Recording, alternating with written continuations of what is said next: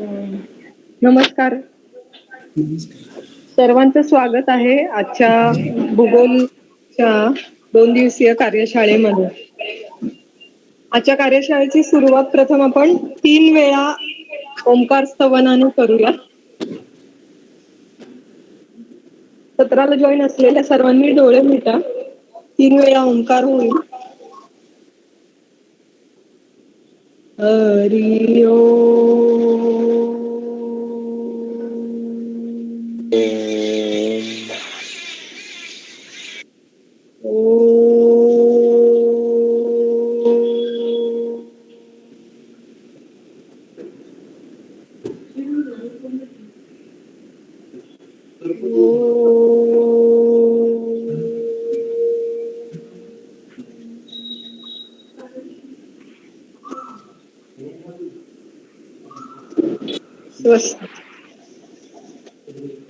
आपल्या सगळ्यांना माहीतच आहे की येणारी राज्यसेवा मुख्य परीक्षा याच्यामध्ये काही बदल झाले आहेत. विशेषतः मुख्य परीक्षेचा GS1 हा जो पेपर आहे त्या पेपरच्या काही घटकांमध्ये बदल झाले आहेत. काही नवीन घटक त्यामध्ये समाविष्ट झाले आहेत. या GS1 पेपरच्या विशेषतः भूगोल या विषयावर आपण ही 2 दिवसाची कार्यशाळा घेत आहोत.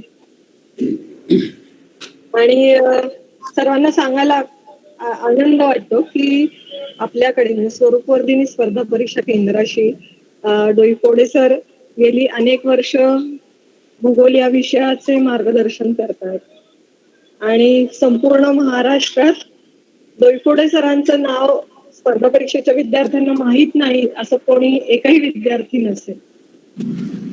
मला वाटतं गेली 45 किंवा त्यापेक्षा जास्त वर्ष सर भूगोल हा विषय शिकवतात विद्यापीठामध्ये. स्पर्धा परीक्षांसाठी पेपर सेटिंग असतं आणि पुण्यातल्या आणि पुण्याबाहेरच्या संपूर्ण महाराष्ट्रातल्या वेगवेगळ्या स्पर्धा परीक्षा केंद्रांमध्ये सर आजपर्यंत अखंडपणे भूगोल या विषयाचं मार्गदर्शन करत आहेत. म्हणजे खरं तर आपल्या समोर चालता बोलता भूगोल हरकत नाही.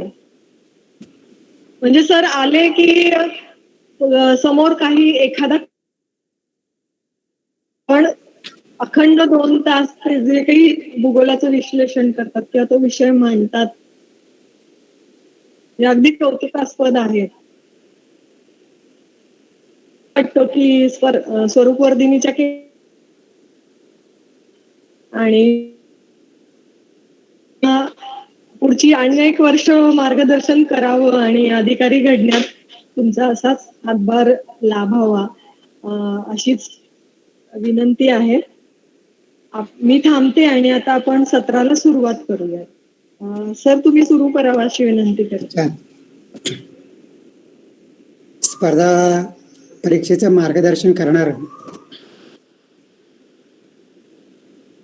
जी अनेक केंद्र आहेत त्यापैकी स्वरूपवर्धिनी हे एक केंद्र आहे. आजचं व्याख्यान आयोजित केलेलं आहे.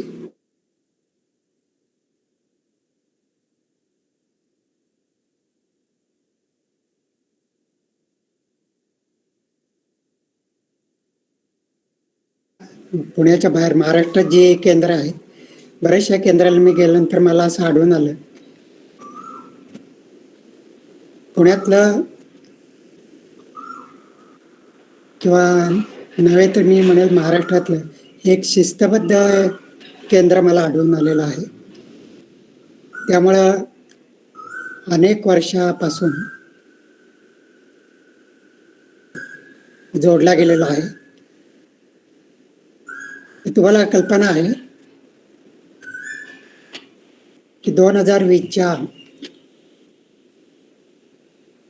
मुख्य परीक्षेपासून महाराष्ट्र लोकसेवा आयोगानं सामान्य अध्ययनाच्या पेपरमध्ये बदल केलेला आहे. तर विशेषतः पहिल्या जो पेपर आहे त्याच्यामध्ये भूगोल आणि कृषीचे जे घटक आहेत त्याच्यामध्ये बरेच बदल झालेले आहे. अनेक घटक नव्यानं समाविष्ट केलेले आहेत. काही जुने घटक वगळले गेलेले आहेत. परंतु एकंदरीत UPSC मधले बरेचसे घटक या नवीन अभ्यासक्रमामध्ये समाविष्ट करण्याचा आयोगानं प्रयत्न केलेला आहे. त्यामुळं MPSCची तयारी बरोबर तुमची UPSCची तयारी होऊ शकते. हे पहिलंच लेक्चर असल्यामुळे सुरुवातीला भूगोल विषयाचा पूर्व किंवा मुख्य शक्यतो पूर्व परीक्षा बऱ्याचशा तुमच्यापैकी विद्यार्थ्यांनी दिलेली असेल, तरी पण काही विद्यार्थी नवीन असतील तर त्यांच्यासाठी किंवा तुम्हा सर्वांसाठीच भूगोलाचा जो अभ्यास करायचा त्या संबंधी सुरुवातीला काही सर्वसामान्य सूचना देतो. तर गणिताप्रमाणे हा भूगोल जो विषय आहे तो जास्त मार्क मिळवून देणारा विषय आहे. मागे ज्या मुख्य परीक्षा झालेल्या आहेत त्या परीक्षेमध्ये वेगवेगळ्या सामान्य विद्यार्थ्यांना गुण मिळालेले आहेत. त्याचं ॲनालिसिस आम्ही केल्यानंतर आम्हाला असं आढळून आलं की पहिल्या पेपरमध्ये विद्यार्थ्यांचा स्कोअर किंवा गुण चांगले मिळतात.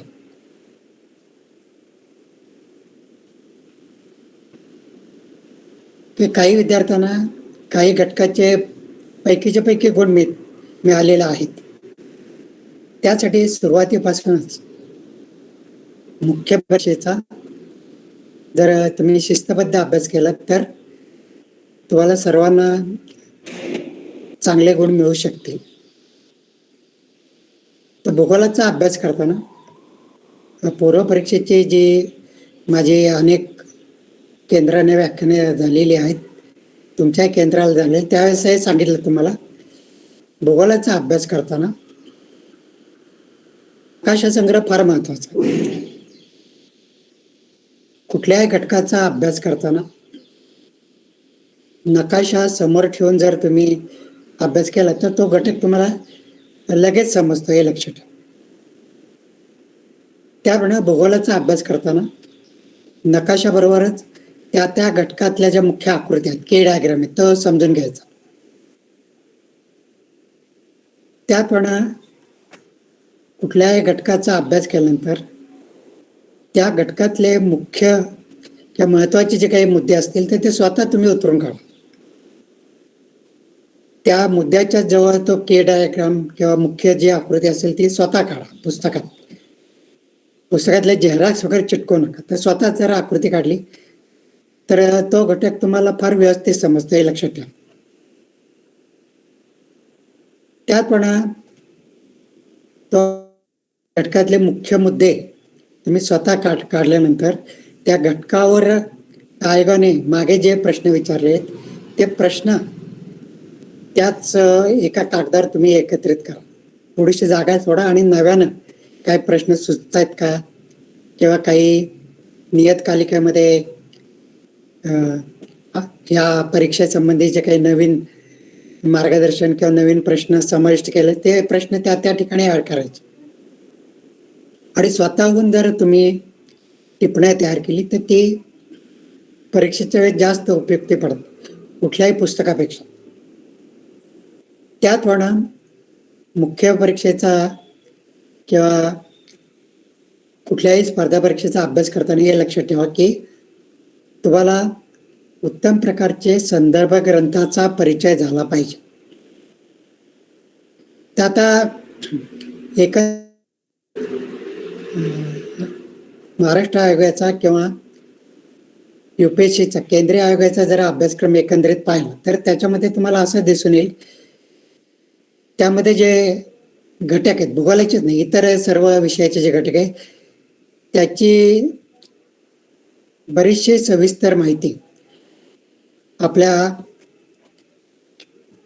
केंद्र शासनाच्या प्रकाशन विभागाच्या वतीनं दरवर्षी इयरबुक जे प्रसिद्ध होते इंडिया, आता 2021चे इंडियाचं इयरबुक प्रसिद्ध होईल.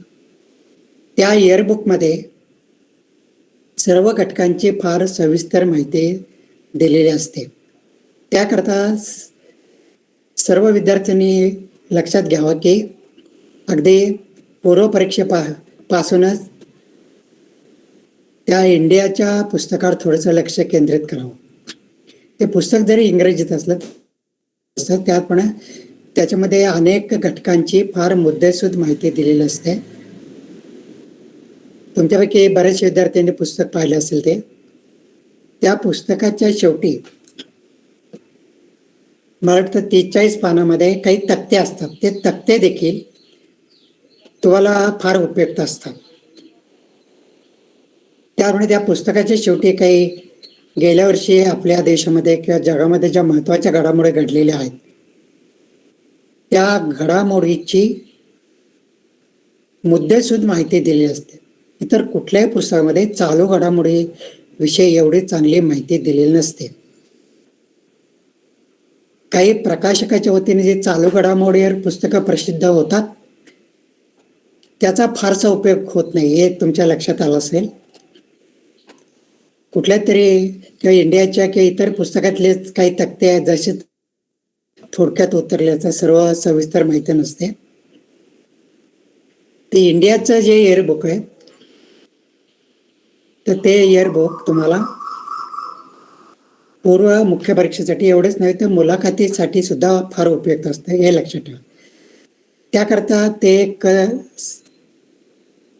पुस्तक किंवा संदर्भ ग्रंथ तुमच्याकडं अवश्य असला पाहिजे. त्याप्रमाणे आपलं महाराष्ट्र लोकसेवा जो आयोग आहे त्या आयोगाच्या वतीने ज्या परीक्षा होतात त्या परीक्षेमध्ये बरेचसे प्रश्न महाराष्ट्रावर विचारले जातात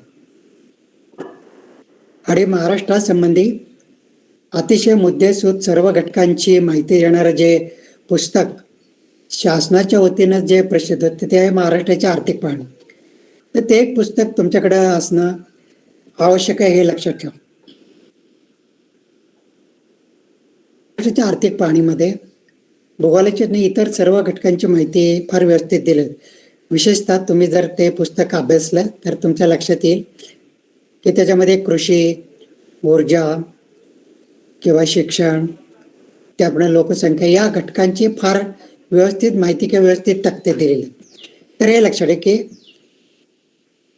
मुख्य परीक्षेचा अभ्यास करताना चांगले संदर्भ ग्रंथ तुम्हाला निवडता आले पाहिजे.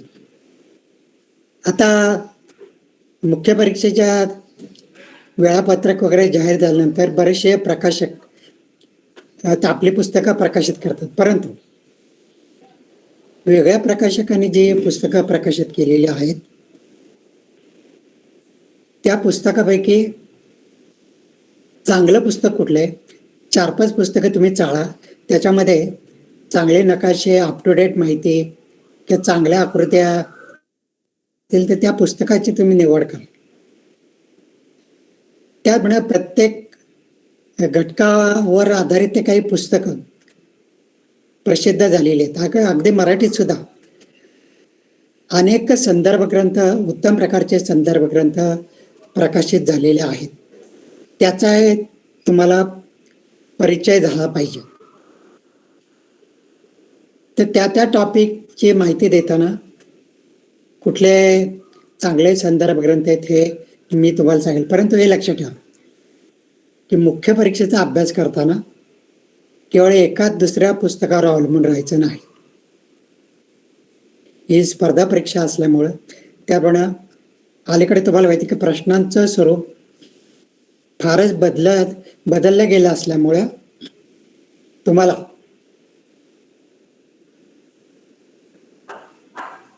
त्या सर्व दृष्टीनं माहिती असणं आवश्यक असतं. त्यासाठी मी सांगितलं की तो घटक ज्या पुस्तकामध्ये उत्तम प्रकारे दिलेला आहे त्या पुस्तकातनं तो घटक वाचा, त्याच्यावर स्वतः टिप्पण्या काढा. त्यामुळे आपल्या क्रमिक पुस्तकामध्ये, विशेषतः NCERTच्या पुस्तकामध्ये की आपल्या बालभारतीच्या पुस्तकामध्ये सुद्धा अतिशय चांगल्या आकृत्या किंवा डायग्राम दिलेले असतात. ते तज्ज्ञांकडून तपासून घेतलेले असतात. तर त्याच्यामध्ये अतिशय मुद्देसूद माहिती असते. त्याकरता हे लक्षात घ्या की मुख्य परीक्षेचा अभ्यास करताना सुद्धा ही जी NCERTची जी टेक्स्ट बुक आहेत किंवा आपले बालभारतीची जी टेक्स्ट बुक आहेत त्याच्यावर जास्त अवलंबून राहायचं. NCERTच्या टेक्स्ट बुक बद्दल मी बऱ्याच सेंटरला बोलतो की पुस्तक इतकी उत्तम पुस्तकं दुसरे नाहीत. अगदी UPSCची मुलं सुद्धा त्या पुस्तकावर पूर्व किंवा मुख्य परीक्षेला बरेच पूर्णपणे अवलंबून असतात. हे लक्षात ठेवा. तुम्ही जरी MPSCच्या परीक्षेला बसणार असलात तरी NCERTच्या पुस्तकाचा सुद्धा तुम्ही अभ्यास केला पाहिजे. अतिशय मुद्देसूद माहिती त्याच्यामध्ये दिलेली आहे. त्यामुळे आकृत्या, तक्ते, आलेख किंवा नकाशे ते अतिशय उत्तम प्रकारचे आहेत त्याच्यामध्ये. आणि सोप्या भाषेत ते पुस्तक आहे. ते इंग्रजीतलं असले तरी त्या पुस्तकाचा अभ्यास केला तुमचं इंग्रजी सुधारेल. तुम्हाला माहिती की मुख्य परीक्षेला इंग्रजीचाही तुम्हाला पेपर आहे. त्यासाठी NCERTच्या पुस्तकाचा तुमचा परिचय असणं आवश्यक आहे.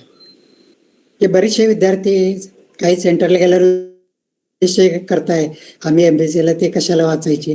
परंतु हे लक्षात की तुमच्याकरता सुद्धा ती पुस्तकं फार उपयुक्त आहेत. मुख्य परीक्षेचा अभ्यास करताना शॉर्टकटमध्ये अभ्यास करायचा नाही. लक्षात ठेवा. जर सर्व दृष्टीनं प्रत्येक घटकाचा अभ्यास केला तर कुठल्याही प्रश्नाचं उत्तर तुम्हाला करेक्टली येतं. आणि एक लक्ष की प्रश्न सोडवण्याची पूर्वीपासूनच तुम्हाला प्रॅक्टिस असली पाहिजे. कमीत कमी वेळात जास्तीत जास्त करेक्ट प्रश्न सोडवले तर तुम्हाला स्कोअर चांगला मिळतो. हे लक्षात ठेवा.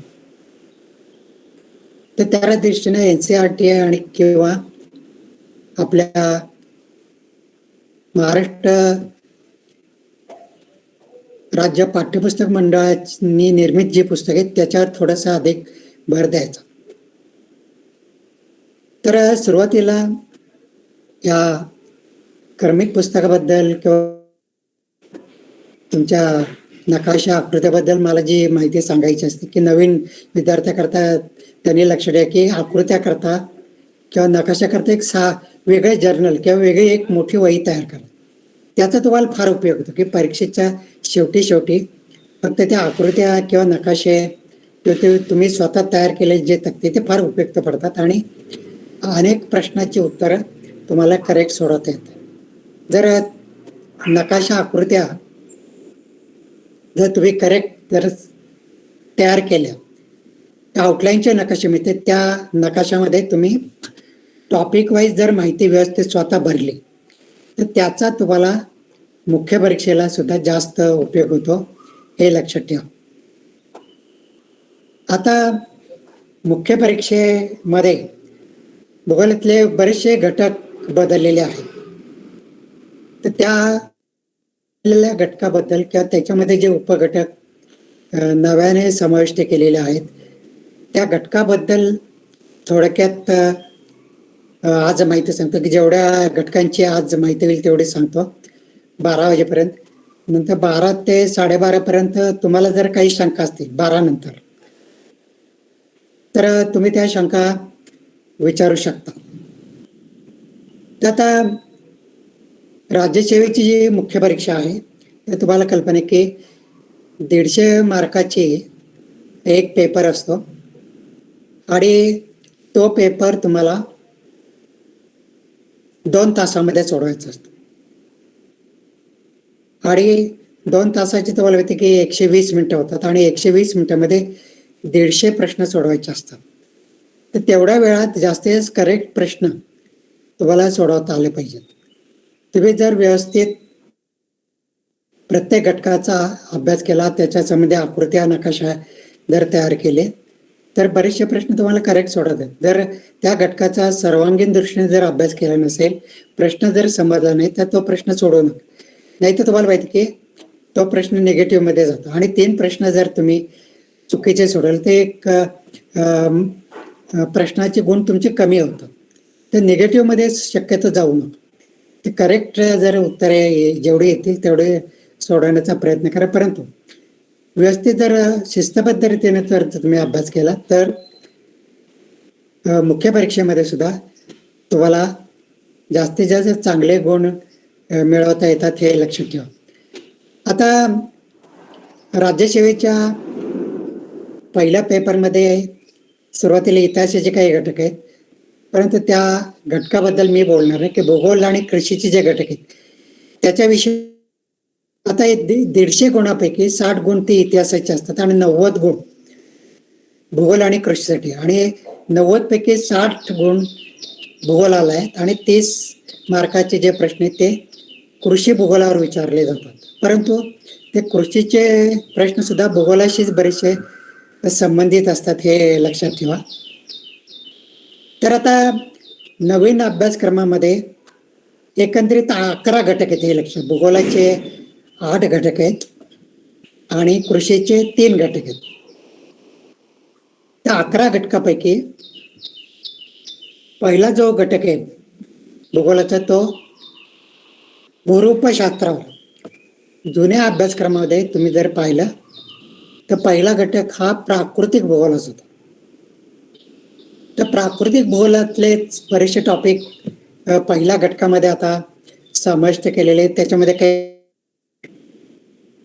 काही घटक समाविष्ट झालेले, तर तुम्ही अभ्यासक्रम जर पाहिला तर तुमच्या ते लक्षात येईल. तर आता या भूरूपशास्त्र की जी भूगोलाची जी शाखा आहे ती प्राकृतिक भूगोलाशी संबंधित आहे. आणि तुम्हाला कल्पना आहे की प्राकृतिक भूगोल ची ही जी शाखा आहे तर ती भूगोलाची मूलभूत शाखा आहे. Physical geography is the basic branch of geography, की मूलभूत शाखा आहे.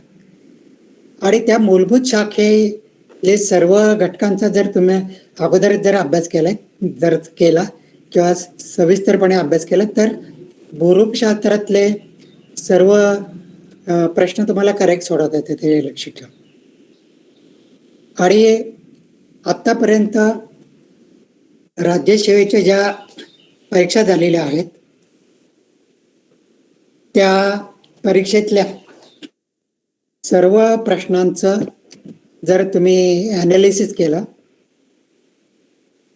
तर तुमच्या असं लक्षात येईल की या प्राकृतिक भूगोलावर किंवा भूरूपशास्त्रावरच जास्तीत जास्त प्रश्न विचारले गेलेले आहेत.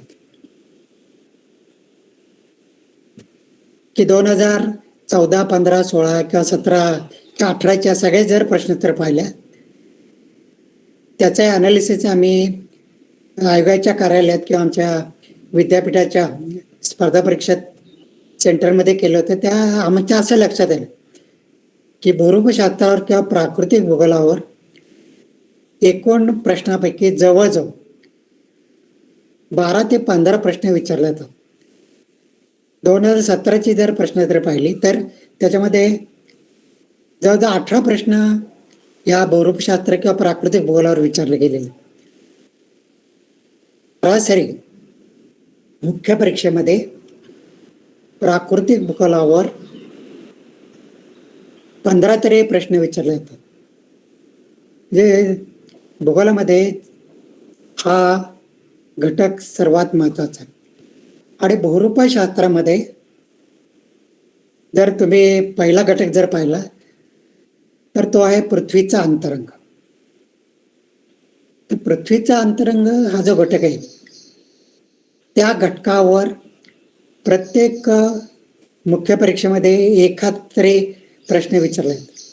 काही परीक्षेमध्ये अर्थात 2019च्याच परीक्षेमध्ये जवळजवळ अंतरंगावर 3 प्रश्न विचारले.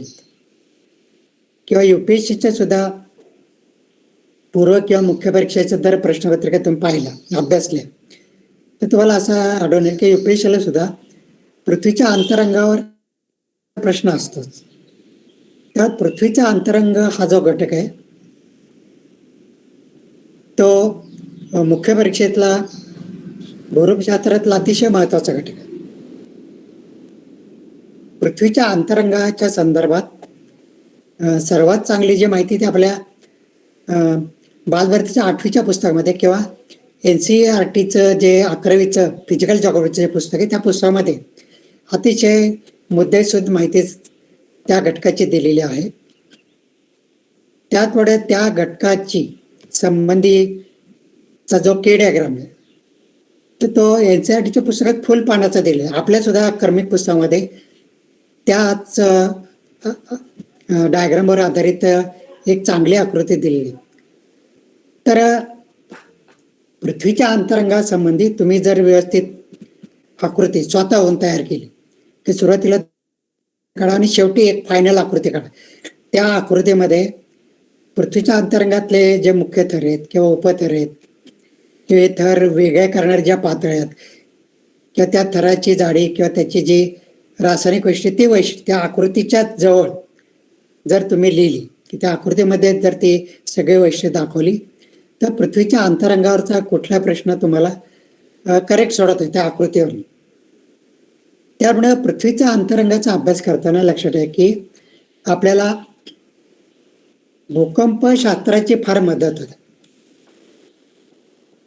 आणि भूकंपशास्त्राविषयीची जी माहिती आहे त्या आपल्या क्रमिक पुस्तकामध्ये फार चांगली दिली. तर सुरुवातीलाच मी तुम्हाला सांगतो की या भूरूपशास्त्राविषयी किंवा प्राकृतिक भूगोलाविषयी सगळ्यात चांगली जी माहिती आपल्या 9वीच्या क्रमिक पुस्तकामध्ये आहे.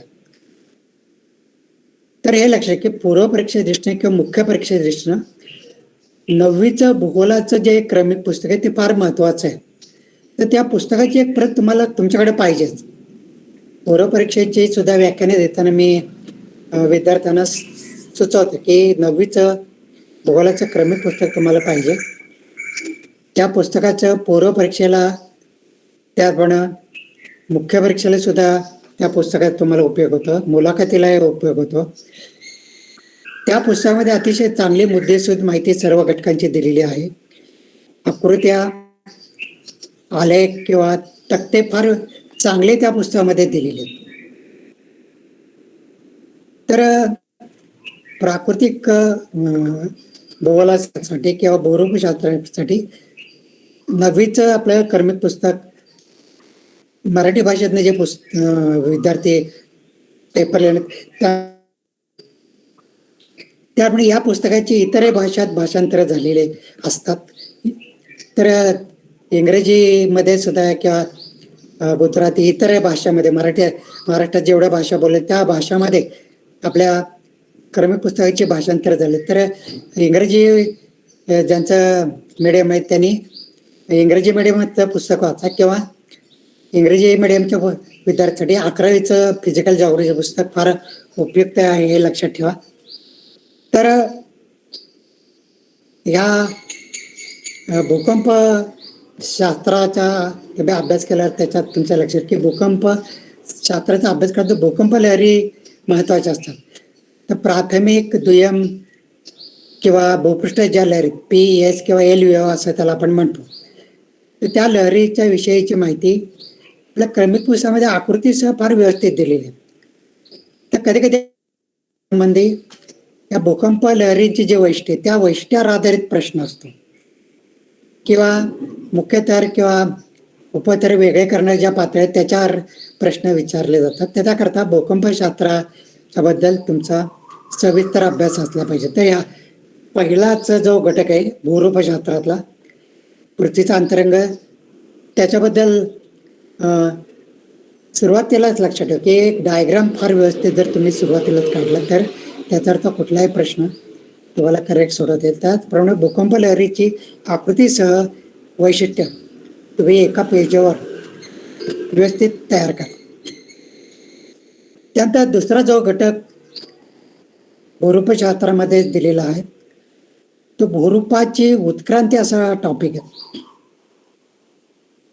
परत आतापर्यंत त्याच्यावरच जर तुम्ही प्रश्न तर तुमच्या असं लक्षात येईल की भूरूप च्या उत्क्रांतीच्या संबंधी जे सिद्धांत आहेत त्या सिद्धांतावरच आतापर्यंत जास्तीत जास्त प्रश्न विचारले गेलेले आहेत. परंतु कुठल्याही पुस्तकामध्ये भूरूपाच्या उत्क्रांतीची माहिती देताना त्या सिद्धांताबद्दल व्यवस्थित माहिती दिलेली नाही किंवा सविस्तर माहिती दिलेली नाही किंवा काही पुस्तकात त्याचा उल्लेख सुद्धा नाही, हे लक्षात ठेवा. परंतु भूरूपाच्या उत्क्रांती संबंधी अभ्यास करताना 4 सिद्धांत महत्वाचे आहेत, हे लक्षात ठेवा. पहिला जो सिद्धांत आहे तो आहे आर्थर होमचा अभिसरण प्रवाह सिद्धांत. दुसरा जो सिद्धांत आहे तो संतुलनाचा सिद्धांत आहे डटनचा, अमेरिकन भूरूपशास्त्रज्ञ. तिसरा आहे तो वेगनरचा खंडवण सिद्धांत. आणि चौथा सिद्धांत आहे भूतबकडी सिद्धांत किंवा भूपट्ट विवर्तनिक सिद्धांत, असं त्या सिद्धांताला अलीकडे नव्यानं नाव देण्यात आलेलं आहे. तर हे 4 सिद्धांत आणि त्या सिद्धांताचं स्पष्टीकरण ज्या भूरूप तज्ञांनी दिले त्यांच्याविषयी तुम्हाला सविस्तर माहिती असली पाहिजे. की तुम्ही आतापर्यंतच्या मुख्य परीक्षेच्या प्रश्नावर तर वेगनरच्या सिद्धांत प्रत्येक परीक्षेमध्ये एकत्र प्रश्न विचारला की वेगनरच्या सिद्धांतासंबंधी जे काही पुरावे देण्यात येतात त्या पुराव्यासंबंधी ज्या आकृत्या आपल्या क्रमिक पुस्तकामध्ये त्या आकृत्यावर आधारित काही प्रश्न विचारले गेलेले आहेत, हे लक्षात घ्या.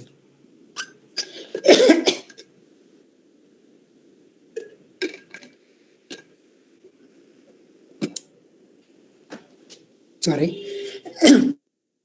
तर त्या वेगनर 4 सिद्धांतापैकी वेगनरच्या खंडवळ सिद्धांत तर थोडासा अधिक भर दे, तो सिद्धांत आकृत्या सविस्तरपणे करायचा. कधी कधी 4 सिद्धांत एका कॉलममध्ये येतात, दुसऱ्या कॉलममध्ये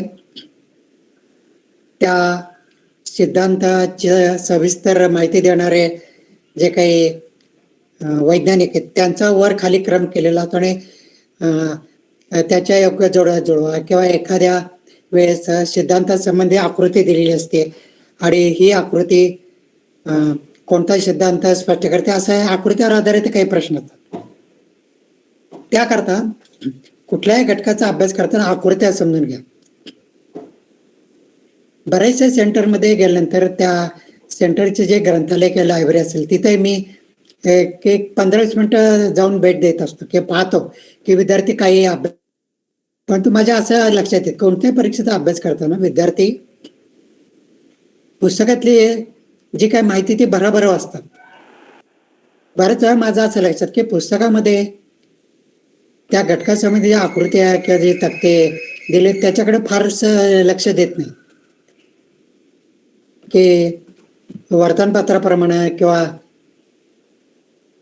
इतर काही पुस्तकाप्रमाणे बराबर पुस्तकं ते लोक, परंतु हे लक्षात की त्या पुस्तकामध्ये त्या घटकासंबंधी जी माहिती दिली त्या माहिती दिल्यानंतर ते आकृती व्यवस्थित जर समजून घेतली तर तो घटक फार व्यवस्थित समजते, हे तुम्हाला अगोदरच सांगितले. तर ह्या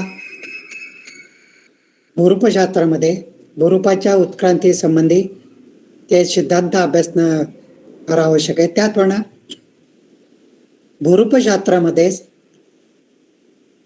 महत्वाचा घटक त्याच्यामध्ये दिलेला आहे तो आहे बहिर्गत शक्तीचे कारक. बहिर्गत शक्तीच्या कारकावर मागच्या 2-3 पूर्व परीक्षेमध्ये 1-2 प्रश्न प्रत्येक परीक्षेमध्ये विचारले होते, हे लक्षात ठेवा. त्याकरता बहिर्गत शक्तीची जी महत्वाची 5 कारक आहेत. पहिलं जे कारक आहे ते नदी आहे, दुसरं हिमनदी किंवा ग्लेशियर, तिसरं कारक आहे वारा, चौथं भूजल किंवा अंडरग्राउंड वॉटर, 5वं सागरी लाटा किंवा सी वेव्हज. तर भूरूपशास्त्रामध्ये तुमच्या पूर्व परीक्षेच्या दृष्टीनं या मुख्य परीक्षेच्या दृष्टीने एवढंच नव्हे तर UPSCच्या दृष्टीने सुद्धा भूरूप शक्तीची कारक हा टॉपिक फार महत्वाचा. आतापर्यंतच्या राज्यसेवेच्या जर मुख्य परीक्षाच्या प्रश्न जर पाहिल्या तर तुमच्या असं लक्षात येईल की भूरूप शास्त्रामध्ये बहिर्गत शक्तीच्या कारकावर कमीत कमी 3-4 तरी प्रश्न विचारले. काही परीक्षेमध्ये मला वाटतं 15-16च्या राज्यसेवेच्या मुख्य परीक्षेमध्ये त्या घटकावर जर 8-9 प्रश्न विचारले गेलेले होते. भूगोलाचे एकूण प्रश्नापैकी 9 प्रश्न त्याच्यामध्ये विचारले होते. त्यामुळं बहिर्गत शक्तीची कारका हा टॉपिक देखील पूर्व आणि मुख्य परीक्षा दृष्टीनं विशेषतः मुख्य परीक्षा दृष्टीनं फार महत्वाचा आहे. कमीत कमी 5-6 प्रश्न तरी त्याच्यावर विचारले असतात. प्रत्येक कारकावर एखादा तरी प्रश्न असतोच, हे लक्षात ठेवा. तर बहिर्गत शक्तीची जी कारक आहेत, नदी, हिमनदी, वारा, तर त्या कारकामुळं, त्या कारकाच्या क्षरण कार्यामुळं किंवा संचय निर्माण होतात. त्या सर्व भूरूपांचा एकत्रित तक्ता तयार करायचा. आम्ही सुद्धा आमच्या पुस्तकामध्ये त्या सर्व घटकामुळे जे भूरूप एकत्रित भूरूप निर्माण होतात क्षरण क्रियेमुळे आणि संचय, त्याचा एकत्रित मोठा एक तक्ता दिलेला आहे. तो तक्ता जर तुम्ही व्यवस्थित तयार केला, त्या तक्त्यामध्ये जर लहान लहान आकृत्या त्या जवळ काढल्या प्रत्येक भूरूपाजवळ, तर संपूर्ण घटकाची तयारी एका तक्त्यावरनं होते, हे लक्षात ठेवा. तर असे मोठे तक्ते सुद्धा तुम्हाला स्वतः तयार करता आले पाहिजे. काही पुस्तकामध्ये दिले असते, त्या पुस्तकावरनं तुम्ही स्वतः तक्ता जर तयार केले तर बहिर्गत शक्तीच्या कारकाचा कुठलाही प्रश्न तुम्हाला करेक्ट सोडवता येईल. आता हे भूरूप शक्तीच्या कारकावर जे प्रश्न मागे विचारले गेले अगदी UPSC मध्ये सुद्धा, तर त्याच्यामध्ये काही आकृत्यावर सुद्धा प्रश्न विचारले गेले जातात. तर 2019च्याच मला वाटतं परीक्षेमध्ये आपल्या हिमनदीच्या क्षरण कार्यामुळं जे भूरूप निर्माण होते, एक हिमशिखर, त्याची आकृती दिली. तर ही विचारलं होतं की सोबत जी आकृती दिली तर ती कुठल्या कारकाच्या, खालीलपैकी कुठल्या कारकाच्या क्षरण क्रियेमुळे निर्माण होते. त्याकरता प्रत्येक कारकामुळं ज्या आकृत्या, ज्या भूरूप निर्माण, त्याच्या ज्या आकृत्या दिल्या, त्या आकृत्या जर स्वतःहून तुम्ही तयार केल्या तर भूरूपावरचे सुद्धा 5-6 प्रश्न तुम्हाला करेक्ट सोडवतात. आता हा टॉपिक देखील भूरूप शास्त्रामध्ये एक महत्वाचा टॉपिक आहे, लक्षात ठेवा. त्यामुळे सर्व प्रकारची भूरूप जर व्यवस्थित तुम्ही अभ्यासली तर त्याच्यावर आधारितच पूर्व किंवा मुख्य परीक्षेला एक महत्वाचं म्हणजे भारताचे प्राकृतिक विभाग, त्याप्रमाणे महाराष्ट्राचे प्राकृतिक विभाग. तर भारताचे किंवा महाराष्ट्राचे प्राकृतिक विभागाचा अभ्यास करताना हे लक्षात ठेवा की आपल्या क्रमिक पुस्तकामध्ये किंवा कुठल्याही नकाशा संग्रहामध्ये प्राकृतिक विभागाचा एक फुल पानाचा नकाशा दिलेला असतो.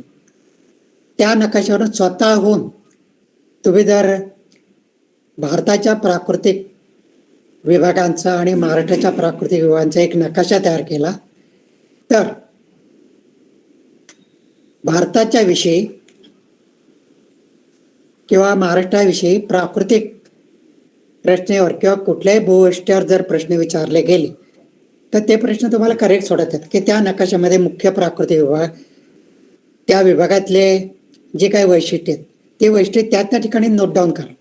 उदाहरणार्थ हिमालयाच्या ज्या मुख्य रांगा आहेत त्या रांगा व्यवस्थित नकाशामध्ये दाखवा. त्या प्रत्येक रांगातली जी महत्वाची शिखरं किंवा खिंडी त्या ठिकाणी जर त्या खिंडी, ती शिखरं, त्या शिखराची उंची दाखवली ते एका नकाशावरनं तुम्हाला सर्व विभागांचा फार व्यवस्थित अभ्यास करता येतो. ते हे लक्षात ठेवा की नकाशा पाहिल्यानंतर तो एक चित्र तुमच्या डोळ्यापुढे लक्षात येतं. नुसते काही पुस्तकामध्ये प्राकृतिक विभागाबद्दल 43 पाने नुसती वर्णनात्मक माहिती दिली, त्याचा पूर्व किंवा मुख्य परीक्षेचे जे ऑब्जेक्टिव्ह प्रश्न ते सोडवण्यासाठी फारसा उपयोग होत नाही, हे लक्षात ठेवा. निष्कारण फालतू माहिती काही पुस्तकामध्ये दिली असते, तर नेमकी माहिती, नेमके मुद्दे, नेमक्या आकृत्या, नकाशे तुम्हाला ओळखता आले पाहिजे. त्याकरता महाराष्ट्राचा आणि भारताच्या प्राकृतिक रचनेचा एक व्यवस्थित नकाशा तुम्ही तयार करा. त्यामुळे भूरूपशास्त्रामध्ये पहिल्या टॉपिकमध्ये महाराष्ट्रातील धबधबे किंवा महाराष्ट्रातली जी बीचेस आहेत पूर्ण किंवा महाराष्ट्रातले कुंभकर्ता असा काही नवीन टॉपिक ॲड झाले, तर त्याकरता सुद्धा तुम्हाला महाराष्ट्रातले महत्त्वाचे धबधबे आहेत त्याची एक यादी व्यवस्थित तयार करता आली पाहिजे. बऱ्याचशा पुस्तकामध्ये फार व्यवस्थित यादी दिलेली आहे किंवा महाराष्ट्रातली जी पूर्ण आहेत तर त्याचं व्यवस्थित तुम्हाला माहिती पाहिजे. कधी कधी काय पूर्णाची फक्त वैशिष्ट्य देतात आणि त्यावरनं ते पुळण ओळखा असं. तर महाराष्ट्रातलं जे अतिशय प्रसिद्ध जे पुळण आहे की ते बऱ्याचशा विद्यार्थ्यांना माहिती नसते की मुंबईतलं किंवा इतर जे काही पूर्ण अगोदरची पुस्तकं दिली तेवढीच तुम्हाला माहिती असते. परत आता रायगड जिल्ह्यामध्ये काशीद नावाचं जे पुळण आहे तर त्या पुळणासंबंधी काही वैशिष्ट्ये दिलेली जातात किंवा त्याच्या ॲक्च्युअली फोटोग्राफ किंवा आकृती दिल्या जातात. त्या आकृत्यावर आधारित काही प्रश्न असतात. तर ते पुळण अलीकडे प्रसिद्ध महाराष्ट्रात पुळण प्रसिद्ध झाले की अनेक परदेशी पर्यटक सुद्धा त्या पुळणाला भेट देतात. तर त्या पुळणासंबंधीचे सगळे वैशिष्ट्य तुम्हाला माहिती पाहिजे. तर हे नव्यानं जे काही टॉपिक ॲड झालेले आहेत की महाराष्ट्रातले जे काही उष्णदकाचे जे झरे वगैरे तर त्याच्या संबंधीचं सुद्धा एखादा नकाशा तयार केला तर इतर सर्व जे भूवैशिष्ट्य त्याच्यावरचे प्रश्न. परंतु हे लक्षात ठेवा की हा पहिला जो घटक आहे मुख्य परीक्षेमध्ये भूरूपशास्त्र तो महत्त्वाचा आहे. त्यानंतर दुसरा जो घटक आहे भूरूपशास्त्रामध्ये तो हवामानशास्त्र. तर हा घटक पूर्वी जुन्या अभ्यासक्रमामध्ये कृषीमध्ये होता, परंतु हा घटक आता भूगोलामध्ये दुसरा घटक महत्त्वाचा आणि त्या प्राकृतिक भूगोलाप्रमाणेच हवामानशास्त्रावर देखील तुम्हाला जास्त प्रश्न विचारले जातात मुख्य परीक्षेमध्ये. मागच्या सर्व परीक्षेचं अनालिसिस केल्यावर तुमचं असं लक्षात येईल की भूरूपशास्त्राप्रमाणे हवामानशास्त्रावर देखील सरासरी 12 ते 15 प्रश्न विचारले गेलेत. याचा अर्थ काय की भूरूपशास्त्र आणि हवामानशास्त्रावर 90 पैकी जवळजवळ 30 प्रश्न म्हणजे 1/3 प्रश्न विचारले. त्या दृष्टीने हे दोन घटक फार महत्त्वाचे. आणि या हवामानशास्त्रामध्ये जे घटक आहेत त्याच्यामध्ये पहिला जो घटक आहे तो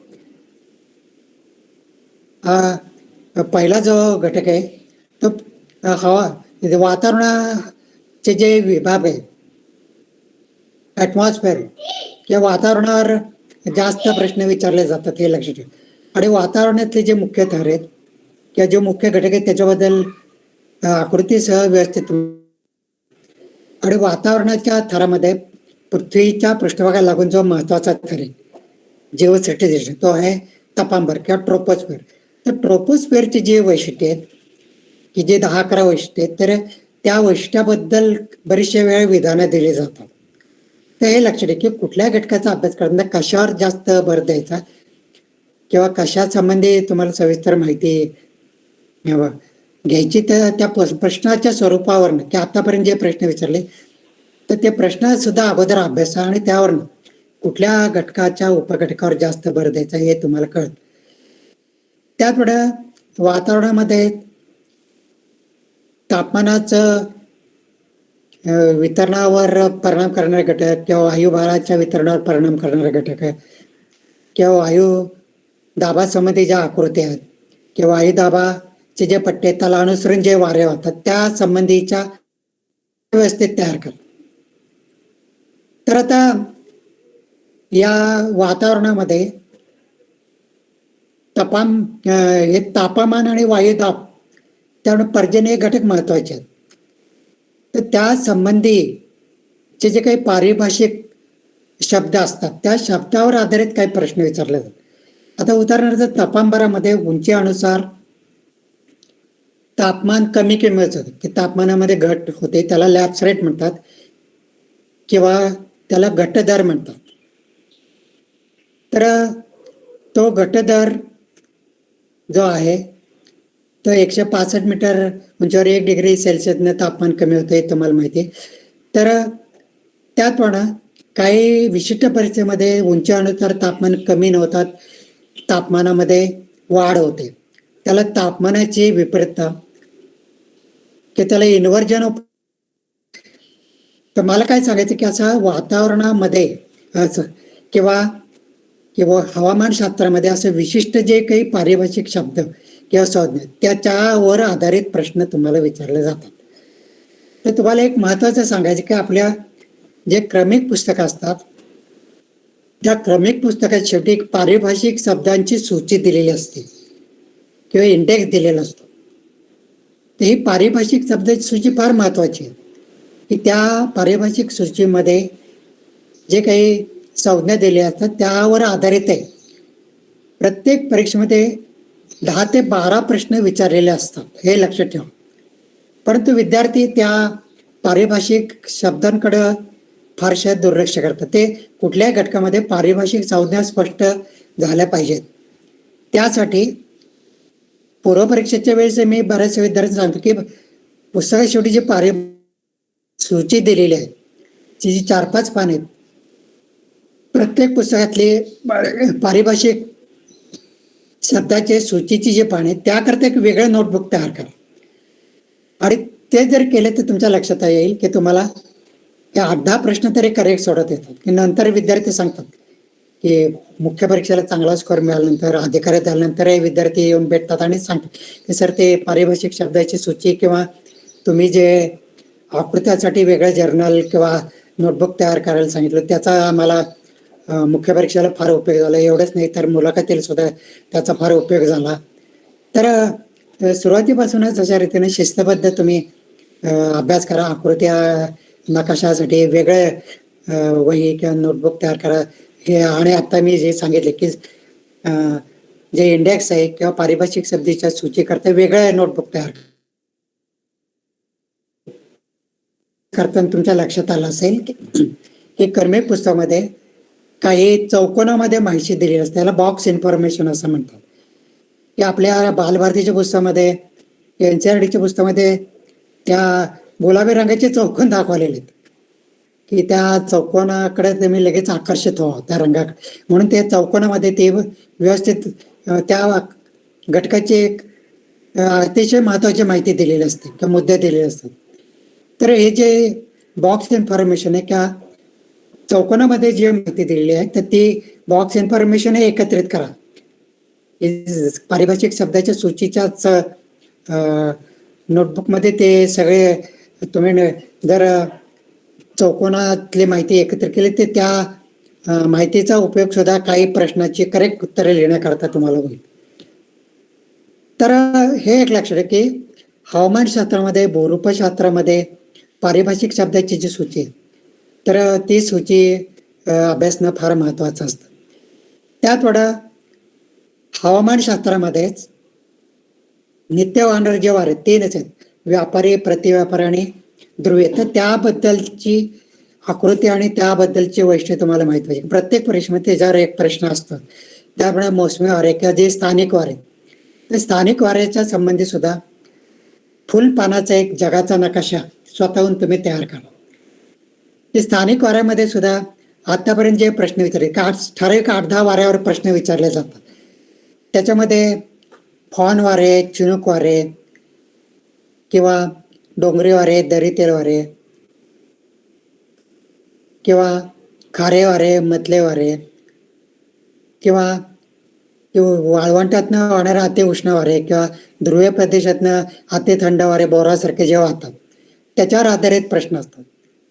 परंतु गेल्या 5-6 प्रश्नपत्रिकेचा मुख्य परीक्षेच्या प्रश्नपत्रिकेत जर तुम्ही अभ्यास केला तर तुमचं असं लक्षात येईल की चिनूक वाऱ्यावर आणि जास्त प्रश्न विचारले. तर असे जास्त प्रश्न जर विचारले गेले असतील तर त्या वाऱ्याबद्दल किंवा त्या घटकाबद्दल स्वतंत्र एका पेजवर व्यवस्थित डायग्राम आणि माहिती मुद्दे काढून घ्या. चिनूक वाऱ्यावर एकदा फक्त प्रश्न विचारला तर की हे जे वारे आहेत तर ते वारे कुठल्या पर्वताच्या पूर्वोत्तरावरून वाहतात.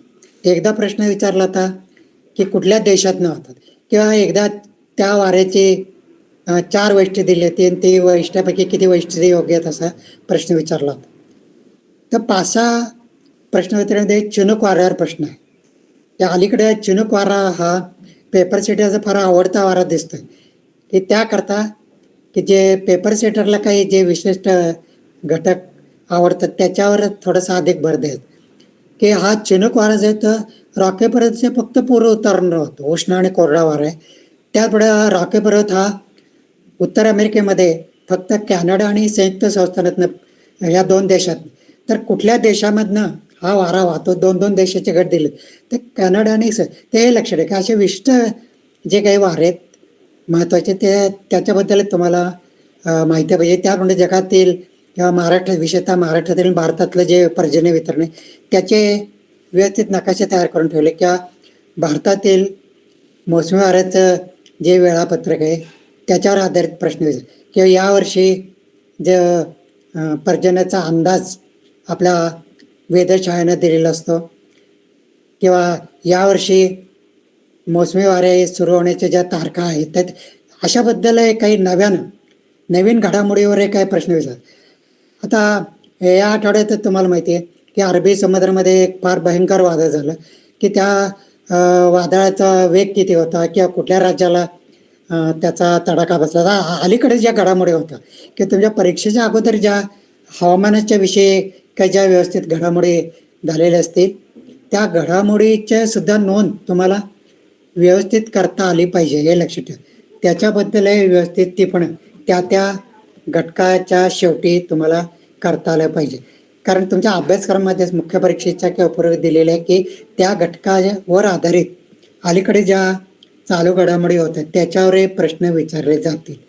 तर हे लक्षात ठेवा की यावर्षी तोक्ते हे जे वादळ झालेलं आहे अरबी समुद्रामध्ये त्याच्या संबंधी सर्व वर्तमानपत्रामध्ये या वेबसाईटवर माहिती तुम्हाला उपलब्ध आहे. तर त्याकरता वेगळी अशी माहिती नव्यानं जे आता त्याच्या संबंधी जे काही नुकसान झालेलं आहे की ते सगळे माहिती तुम्ही एकत्रित करा. नंतर तिसरा जो घटक नव्यानं तुमच्या अभ्यासक्रमामध्ये समाविष्ट केलेला आहे तो आहे मानवी भूगोल. तर मानवी भूगोल हा स्वतंत्र घटक दिलेला लक्षात की पूर्वी महाराष्ट्राच्या मानवी भूगोलात क्रमात होते परंतु मानवी भूगोल हा सर्व स्वतंत्र घटक दिलेला नव्यानं. त्याकरता लक्षात घ्या की मानवी भूगोलासंबंधी सुद्धा फार सविस्तर माहिती तुम्हाला असली की त्या संबंधीची माहिती कुठल्याही तुमच्या प्रकाशकाने जे प्रकाश पुस्तकं प्रकाशित त्याच्यामध्ये फारशी व्यवस्थित माहिती दिली नाही. तर मानवी भूगोल ही भूगोलाची महत्त्वाची एक शाखा आहे. भूगोलाच्या मुख्य 2च शाखा आहेत, एक म्हणजे मुख्य 2च शाखा आहेत, एक म्हणजे प्राकृतिक भूगोल आणि दुसरी मानवी भूगोल. त्याकरता मानवी भूगोलाच्या संबंधी ची जी व्याख्या आहे की त्याचा इतर शास्त्राची जो संबंध आहे की त्यातले जे घटक अभ्यासक्रमामध्ये उपघटक दिले त्या संबंधी तुम्हाला माहिती असणं आवश्यक आहे हे लक्षात ठेवा. आता मानवी भूगोलाची ही जी शाखा आहे तर त्याच्या संबंधी ज्या मानवी भूगोल तज्ज्ञांनी व्याख्या दिली त्या 4-5 तज्ज्ञाची व्याख्या तुम्हाला माहिती पाहिजे. कधी कधी काय होतं मुख्य परीक्षेमध्ये एखादी व्याख्या दिलेली असते आणि ती व्याख्या कुठल्या भूगोल तज्ज्ञाची असा प्रश्न विचारतात किंवा एका परीक्षेमध्ये तर एका कॉलमध्ये 4 व्याख्या दिली तर दुसऱ्या कॉलमध्ये 4 भूगोल तज्ज्ञांची नावं दिली होती. ती व्याख्या आणि भूगोल तज्ज्ञाच्या योग्य कोडच्या सहाय्याने जोड्याजोड असा प्रश्न. तर अलीकडे प्रश्नाचं स्वरूप फार बदलतंय त्या दृष्टीनं तुमची तयारी पाहिजे. बऱ्याचशा पुस्तकामध्ये पारंपरिक अगदी साध्या एक ओळीचे प्रश्न तुम्हाला मुख्य परीक्षा याच्यामध्ये सुद्धा पुस्तकात दिले असते. ते त्याच्यावर मुख्य अवलंबून राहू नका की विधानात्मक प्रश्न अलीकडे जास्त विचारले जातात. त्याकरता त्या घटकाची संबंधित सर्व करेक्ट विधानं तुम्हाला माहिती पाहिजे आणि काही विधाने फार मोठी असतात तर ते वेगानं तुम्हाला वाचता आले पाहिजेत. तर हे लक्षात आहे की विधानात्मक प्रश्नाची तुमची जास्त तयारी असली पाहिजे. तर मानवी भूगोलाच्या ज्या रसेल किंवा विडाल्डी, ब्लॅच, हम्बोल्ट या किंवा मिस सिम्पलनी जी व्याख्या दिली तर त्या व्याख्यावर आधारित बऱ्याच वेळा प्रश्न विचारले जातात. तर व्याख्या संबंधी तुम्हाला माहिती पाहिजे. त्याप्रमाणे मानवी भूगोलाच्या ज्या उपशाखा आहेत किंवा मानवी भूगोलाचे इतर शास्त्राशी जो संबंध परस्पर संबंधित त्याच्याबद्दल माहिती असली पाहिजे. परंतु मानवी भूगोलामध्ये ज्या घटकाला जास्त वेटेज दिलेला आहे तो घटक म्हणजे मानवी भूगोलामधले ज्या विचारधारा आहेत त्या विचारधारावर तुम्हाला प्रश्न विचारले जाते. आणि लक्षात की मानवी भूगोलावर सुद्धा 5 ते 6 प्रश्न आहेत आणि त्यापैकी 3 जे प्रश्न आहेत माझ्या कल्पनेप्रमाणे नवीन प्रश्नपत्रे 3 तरी किमान प्रश्न या विचारधारावर विचारले जातील. मानवी भूगोलामध्ये 3 विचारधारा महत्वाच्या आहेत. पहिली जी विचारधारा आहे ती आहे निसर्गवाद किंवा पर्यावरण किंवा तुमच्या अभ्यासक्रमामध्ये त्याला शक्यतावाद असं म्हटलेलं आहे. त्याचवेळा दुसरा जो वाद आहे तो असंभववाद. त्याचवेळा तिसरा जो नव्यानं वाद निर्माण झालेला आहे किंवा नवीन विचारधारा ऑस्ट्रेलियातील एक विचारवंत भौगोलिक विचारवंत ग्रिफिथ टेलर यांनी ती विचारधारा मांडलेली आहे. त्यांनी एक पुस्तक प्रसिद्ध केलेलं आहे geography in the 20th century. ते पुस्तक जगामध्ये सर्व देशात फार गाजलेलं आहे. त्या पुस्तकामध्ये त्यांनी थांबा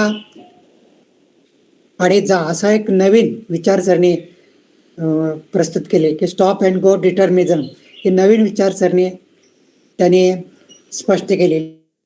3 प्रकारचे जे विचारसरणी त्याच्यावर आधारित तुम्हाला प्रश्न विचारले जातील. त्याप्रमाणे मानवी भूगोलातले जे जगामध्ये अतिशय प्रसिद्ध असे भूगोलतज्ञ आहेत तर त्यांचे जे विचारधारा आहे की त्यांनी जे ग्रंथ लिहिलेले आहेत त्या ग्रंथावर आधारित ते काही प्रश्न विचारतात. कधी कधी एका कॉलममध्ये मानवी भूगोलतज्ञाचे नावं देतात, दुसऱ्या कॉलमध्ये ग्रंथाची यादी दिली असते आणि ते त्याच्या योग्य जोड्या जुळवा असा एक प्रश्न असतो. तर त्या दृष्टीनं हा जो घटक आहे नव्यानं पूर्णपणे समाविष्ट झालेला, परंतु त्याच्यावर 5-6 प्रश्न विचारले जाण्याची शक्यता आहे, विचारले जातीलच या नवीन प्रश्नपत्रिकेत. तर ह्या घटकाची सुद्धा तुम्हाला व्यवस्थित तयारी असली पाहिजे. त्यामुळे या घटका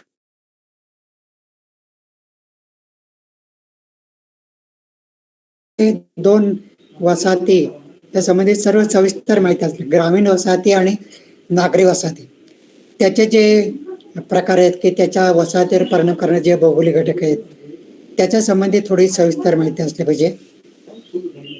त्यामुळे ग्रामीण वसाहतीचे प्रकार, नागरी वसाहतीचे जे प्रकार आहेत त्याच्या संबंधित ज्या आकृत्या आहेत त्या आकृत्यावर आधारित प्रश्न विचार.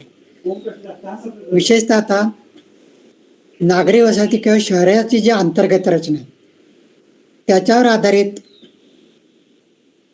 मुख्य परीक्षेमध्ये जास्त प्रश्न विचारले. अगदी UPSCचे जरी प्रश्न जरी पाहिले तर नागरी वसाहतींची जी अंतर्गत रचना आहे त्याच्यावर प्रश्न येतात.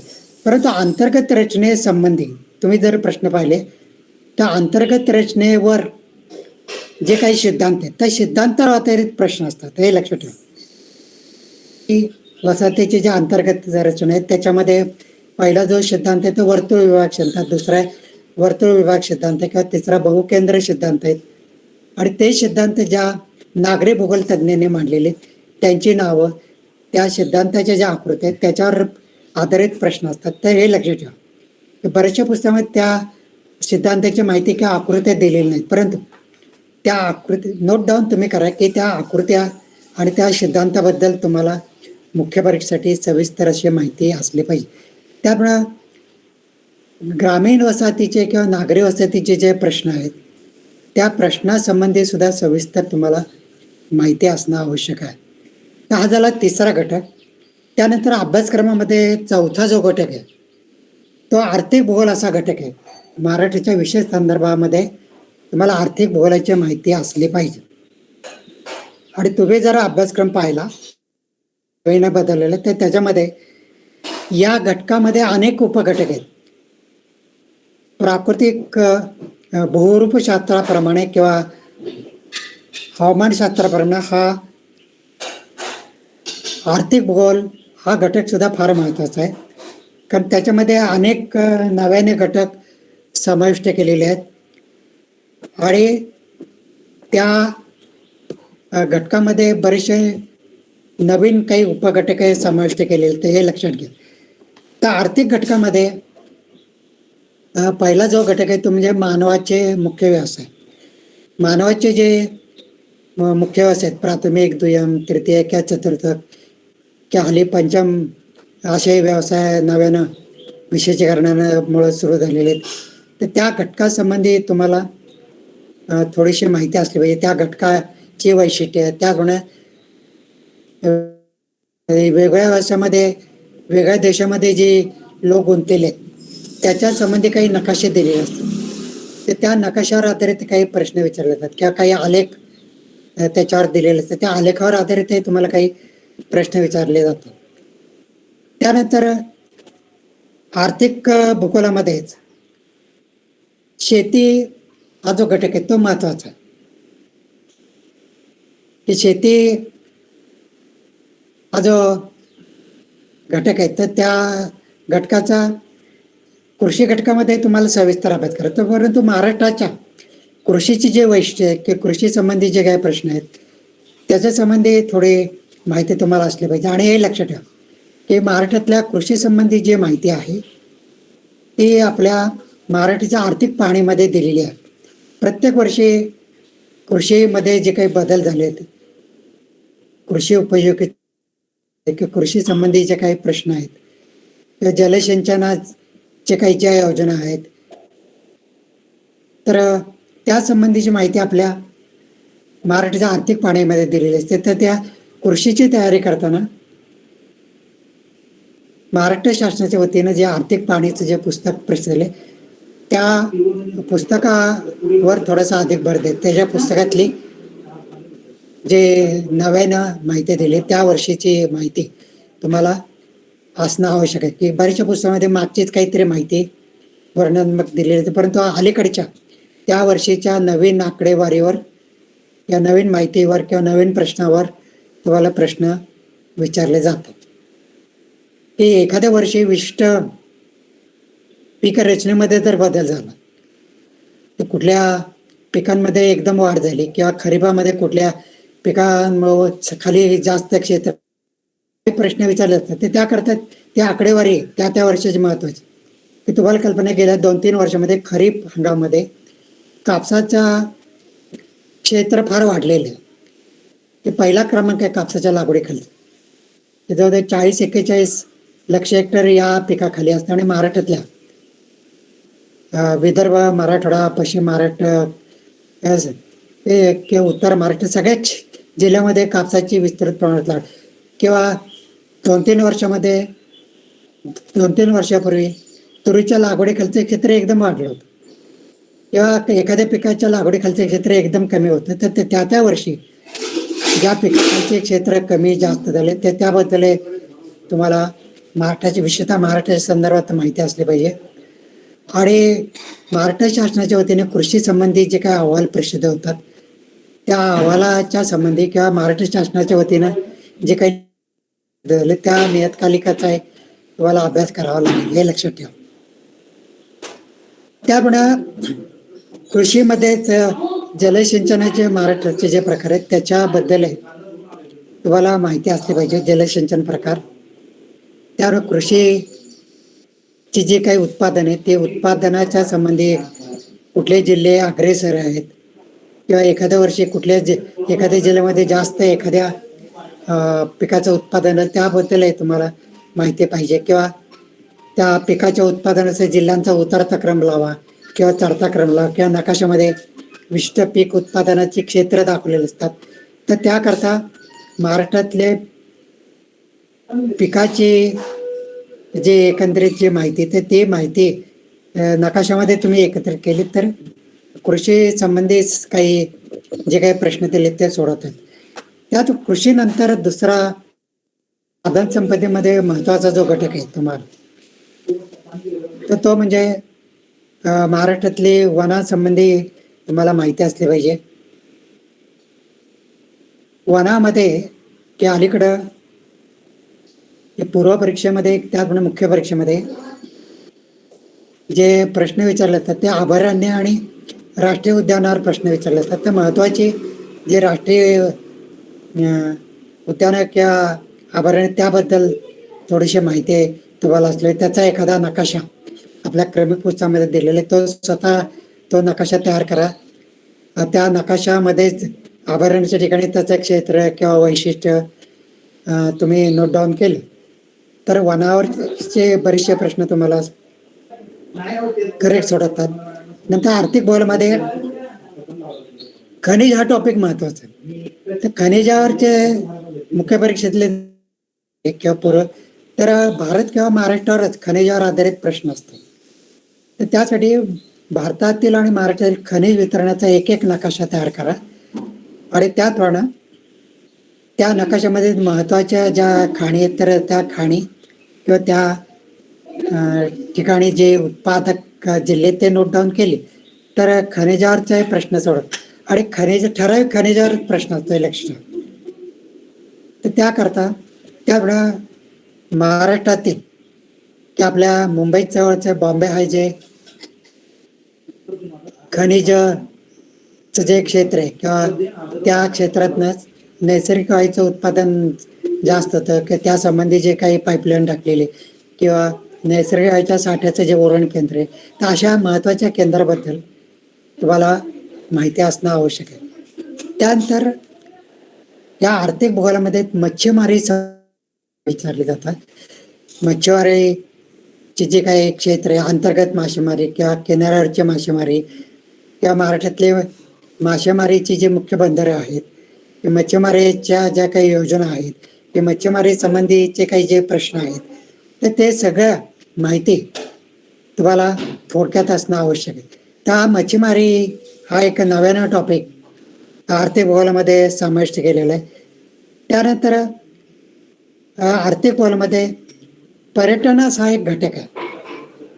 तर पर्यटनावर सुद्धा अलीकडं पूर्व किंवा मुख्य परीक्षेमध्ये राज्यसेवेच्याच नाही तर UPSCच्या सुद्धा पूर्व आणि मुख्य परीक्षेमध्ये जास्त प्रश्न विचारले जातात आणि विशेषतः पर्यटनावर परिणाम करणारे जे घटक आहेत किंवा भारतातले किंवा महाराष्ट्रातली गेल्या दशकातली जी पर्यटकांची स्थिती आहे त्या महाराष्ट्र शासनानं जे पर्यटनासंबंधीचे जे काही योजना आखलेल्या आहेत किंवा भविष्यकाळामध्ये काही धोरण जाहीर केलेले आहेत त्या संबंधी तुम्हाला माहिती असली पाहिजे. की बऱ्याचशा पुस्तकामध्ये फक्त पर्यटनाची जी काही केंद्र आहे त्या केंद्राच्या बद्दलच काहीतरी वर्णनात्मक माहिती दिलेली असते. परंतु शासनाचं जे धोरण आहे ते पर्यटनाचे नव्यानं जे प्रकार सुरू झाले ते विशेषतः इको टुरिझम त्याला पर्यावरणीय पर्यटन असं म्हणतात. तर पर्यावरणीय पर्यटनाचे जे काही वैशिष्ट्य आहे किंवा पर्यावरणीय पर्यटनासंबंधी जे नवीन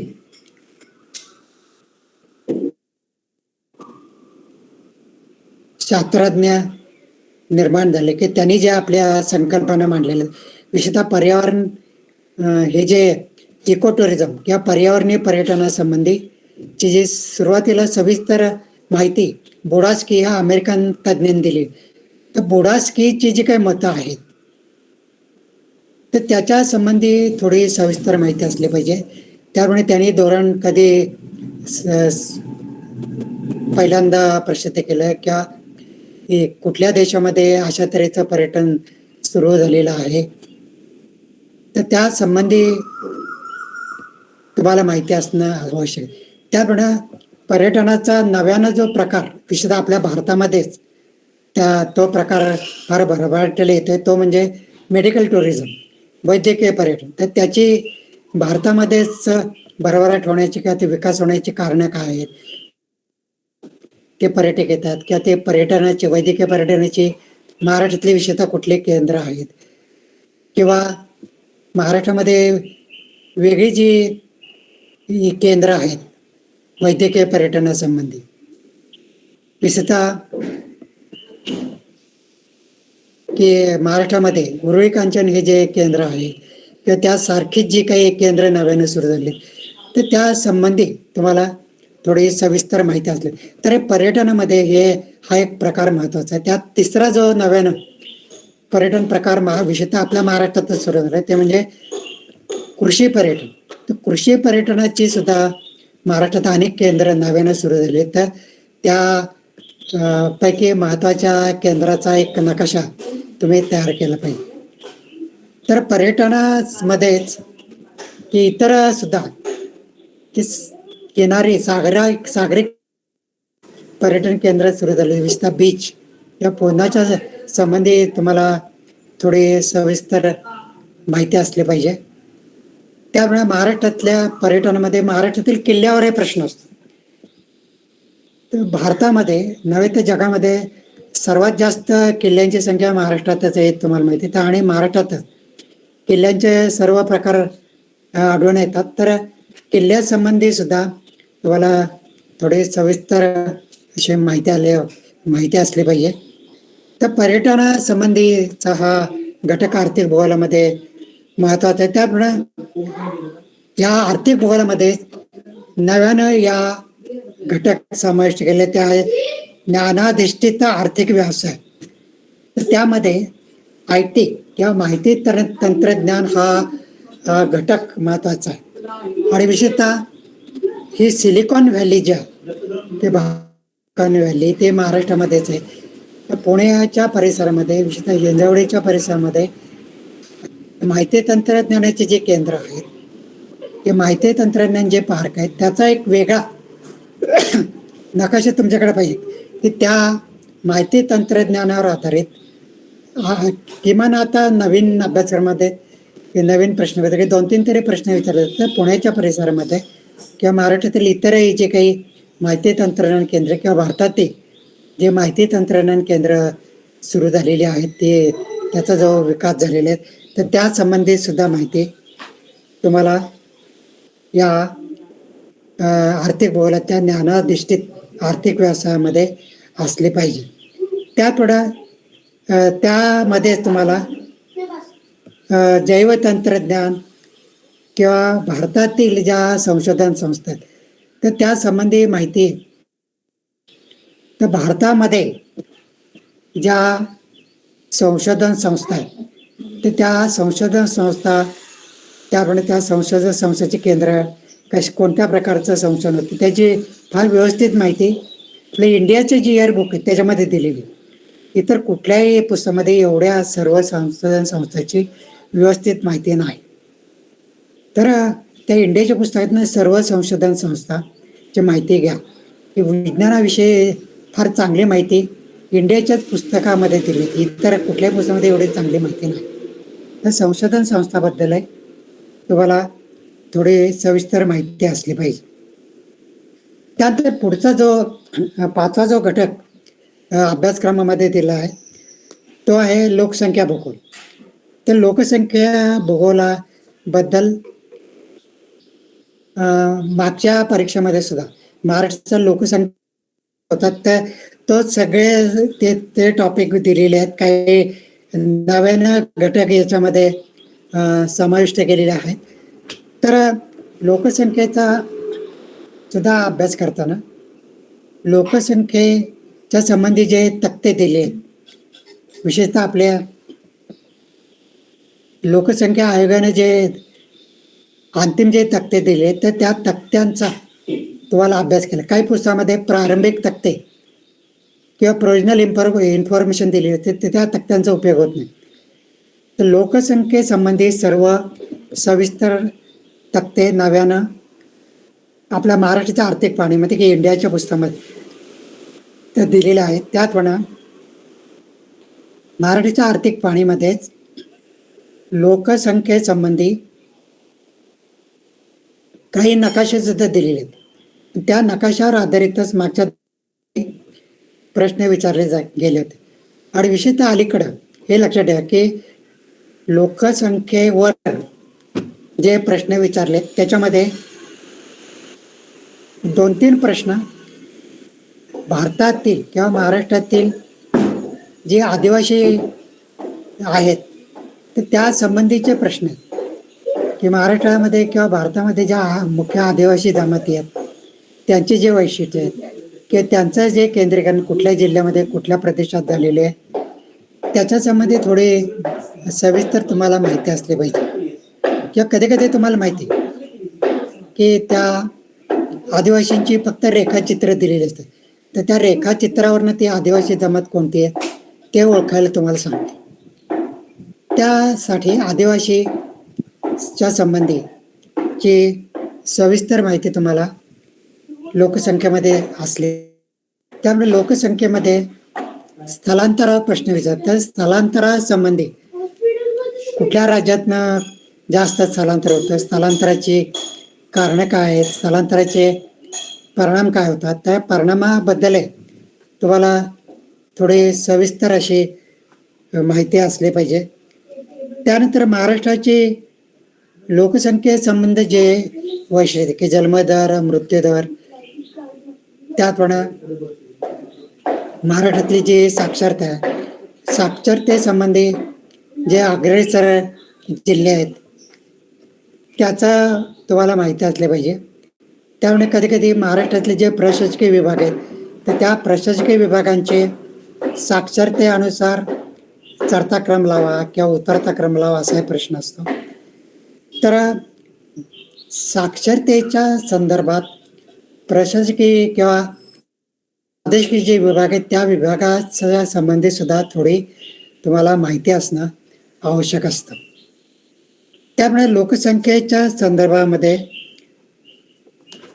तुम्हाला लोकसंख्या विषयक जे धोरण आहे विशेषतः केंद्र सरकारनं जे लोकसंख्या संदर्भात धोरण प्रसिद्ध केलेलं आहे त्या धोरणाबद्दल माहिती असली पाहिजे.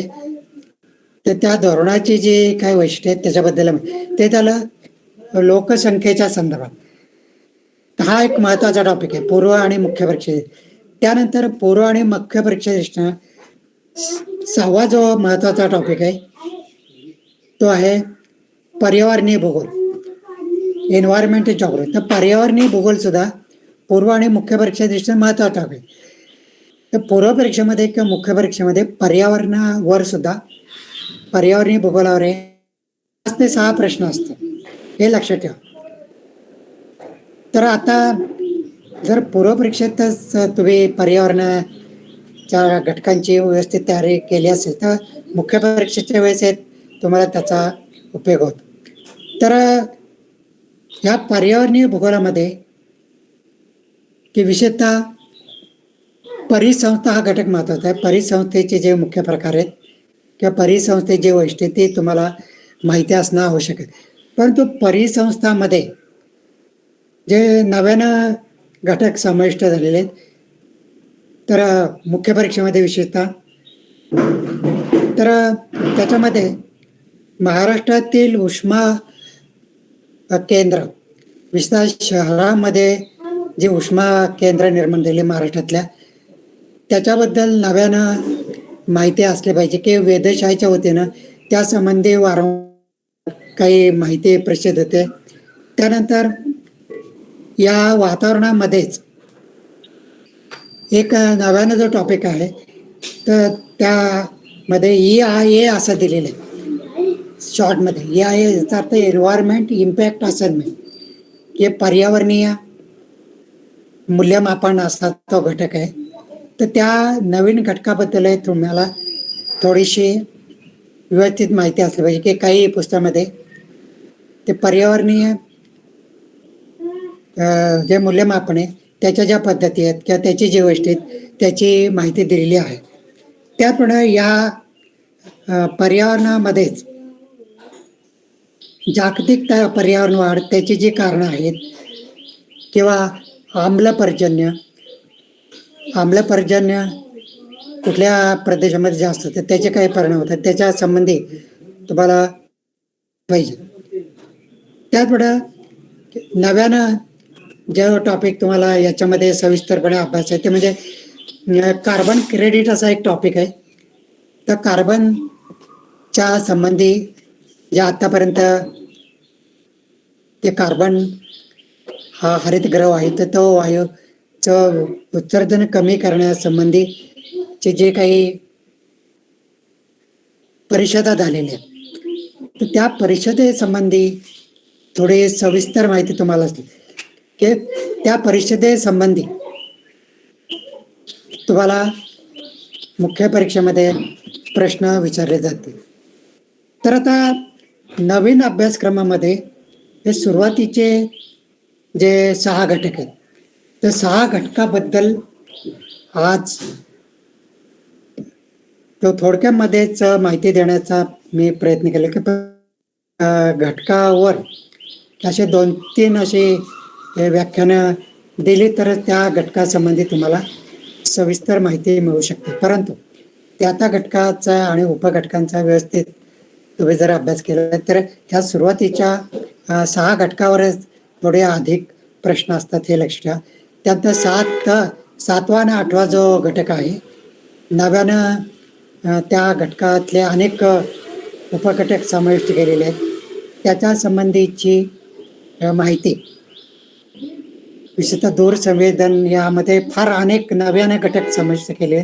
तो सविस्तरपणे तो घटक अभ्यासायचा. हा घटक विज्ञानामध्ये सुद्धा समाविष्ट हे तुमच्या लक्षात येईल.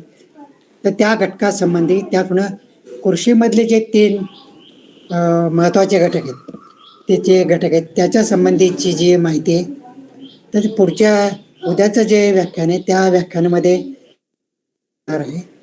तर आता ते अजूनही आपल्याला काही वेळ आहे. तर हे 6 घटकासंबंधी या भूगोलाच्या संदर्भ ग्रंथासंबंधी किंवा प्रश्नपत्रिकेच्या स्वरूपासंबंधी काही जर तुम्हाला शंका किंवा प्रश्न असतील तर तुम्ही ते प्रश्न विचारू शकता. तर आता राहिलेल्या वेळामध्ये तुम्ही तुमच्या शंका विचारू शकता.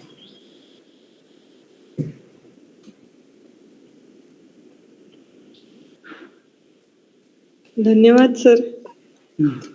आजचे हे मुख्य परीक्षा GS पेपर 1 मधील जे पहिले 6 महत्वाचे घटक आहेत त्याच्यावर खूप सुंदर अगदी सखोल विश्लेषण तुम्ही केलं आहे. मला वाटतं या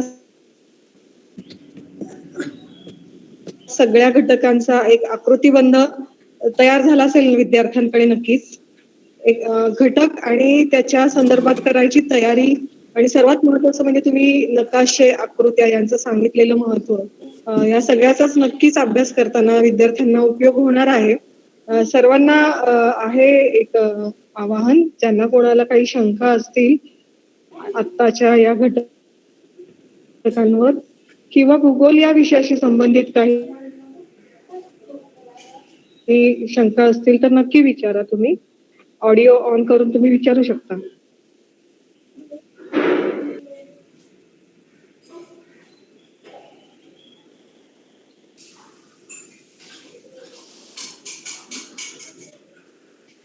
हॅलो सर, आवाज येतोय का? हॅलो, येतोय.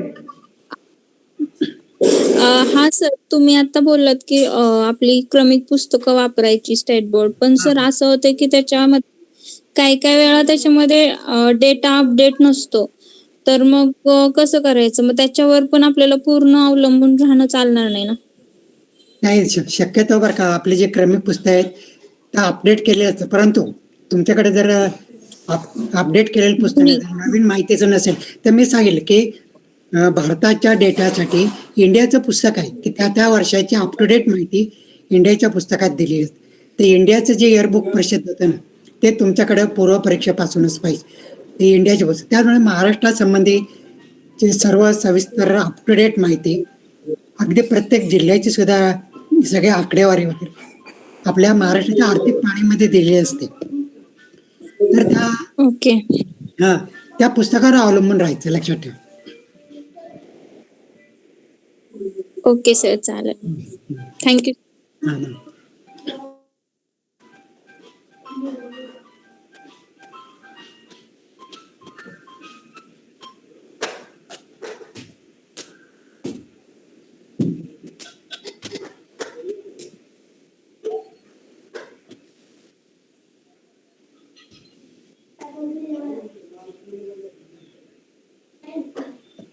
आपल्याकडे अजून थोडा वेळ आहे.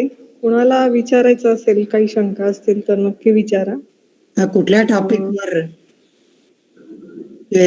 जे उपघटक आहे की त्याच्यावर प्रश्नाचं जे आज स्वरूप आहे? एकदा 6 घटकांवर आपलं मार्गदर्शन सत्र झालेलं आहे आणि उर्वरित घटकांवरचं सत्र उद्या आजच्याच वेळेप्रमाणे ठरलेल्या वेळी म्हणजे 10:30 वाजता सकाळी सुरू होईल सत्र आणि लिंक हीच कंटिन्यू राहील. तरी सगळ्यांनी वेळेत जॉईन व्हा, म्हणजे 10:30ला आपण वेळेवर हे सत्र सुरू करूयात उद्या. आणखी आता कुणाला शंका असतील तर विचारू शकता. अन्यथा आजच्या घटकांवर थोडा तुम्ही तयारी करून किंवा आज काही लक्षात आलं तर उद्याच्या सत्रात पण आपण प्रश्नोत्तरांचा थोडा वेळ ठेवूयात शेवटी. त्यावेळी सुद्धा विचारू शकता नक्कीच. कोणाच्या काही शंका नसतील तर मग थांबूयात मला वाटतं. सर तुम्हाला काही बोलायचंय का अजून? नाही बस उद्या मग आजच्या घटकावर उद्या जरी प्रश्न विचारले तरी चालतील किंवा काही अभ्यासक्रमातल्या उपघटकावर काही प्रश्न असतील, काही माहिती मिळत नसेल तर ते विचारू शकता उद्या.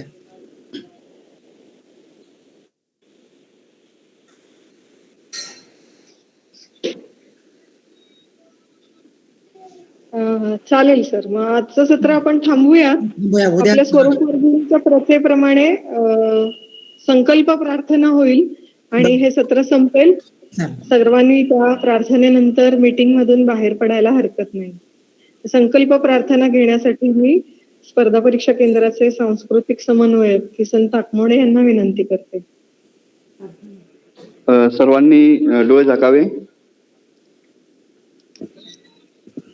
नमो जन्मभूमी जिथे जन्मलो मी, नमो मातृभूमी जिथे वाढलो मी, नमो कर्मभूमी जिच्या सर्व कामी, जिजो देह माझा प्रभो पार्थितो मी. भारत माता की जय.